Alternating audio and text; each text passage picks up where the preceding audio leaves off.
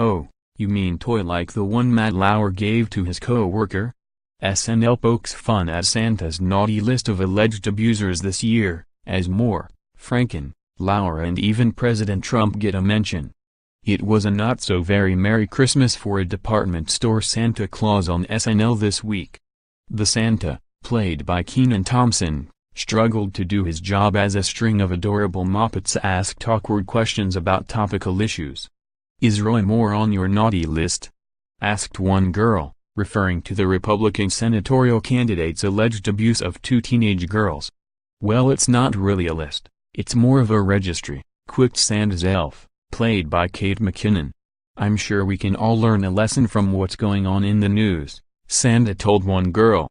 She replied, "I learned that if you admit you did something wrong, you get in trouble, but if you deny it you get to keep your job."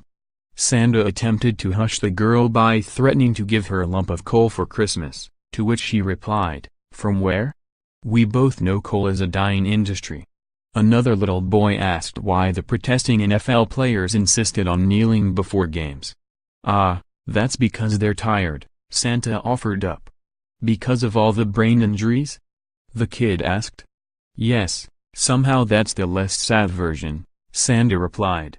Next customer, a little girl, was quickly hustled away after telling Santa that she wants a Barbie, "unless the feminists are going to take that away from me too."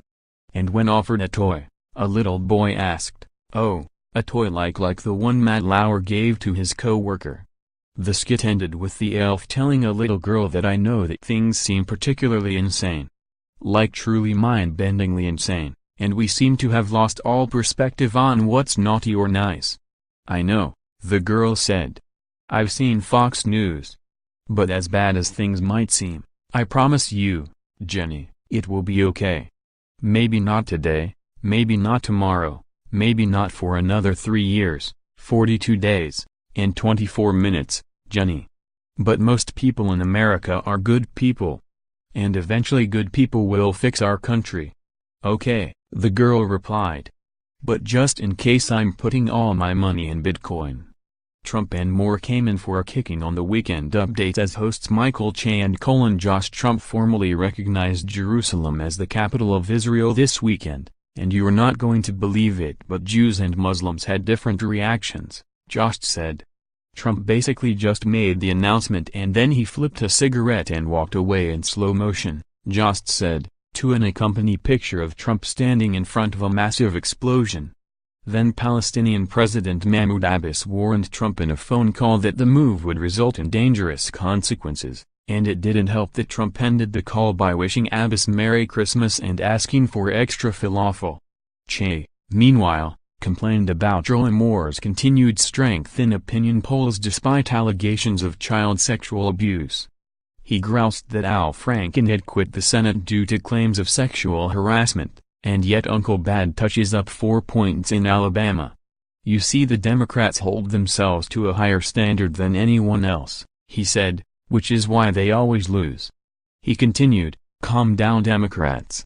You're the party of morality the same way Don Jr. is the handsome Trump brother. Nobody actually likes you. Nobody ever says, 'Hey, this party is cool, but you know who I wish was here? Nancy Pelosi.'" Josh then took a shot at Trump for tweeting his support for Roy Moore by tweeting, "Go get M. Roy. Come on, man.